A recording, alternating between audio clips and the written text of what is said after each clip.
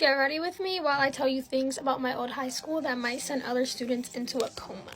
Just a disclaimer, I have no problems with this school. I just graduated there in June. These are just interesting things that I feel like a lot of other students don't deal with at their own schools. So the first thing is that, we had a uniform, so when we had dress downs, which is like a day you get to wear regular clothes, we weren't allowed to wear leggings or any type of ripped jeans. It doesn't matter if the rip was below the thigh. The next thing is that there was like around 30 kids in each grade level. So when I graduated, my senior class was like 32 people. The next thing was my favorite part, but our senior trip was to the Dominican Republic. The next thing is that you couldn't hold hands or like even like touch the opposite gender.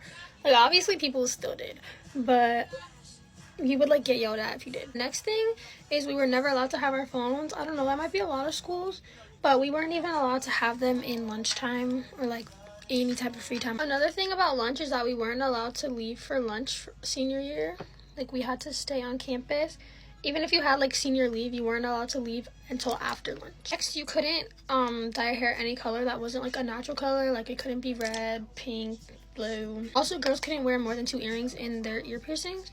So if you had like more than 2 ear piercings, you couldn't wear the third or more earring. You could only wear 2. And then guys couldn't wear earrings at all. Same thing with nose rings. None of us could wear nose rings. In the handbook, it also said like belly piercings, but like they don't know. For prom, we had to get our dresses approved before we could wear them, or else like we couldn't go, or that's what they said. And like it couldn't be too tight, it couldn't have too much cleavage, it couldn't have any cleavage actually, and then it couldn't have like a high slit, like it couldn't be above the knee. Lastly, if you got detention, you had to pay for it because you were taking the teacher's time. That's all the little weird things I wrote about my old school. So yeah, bye guys.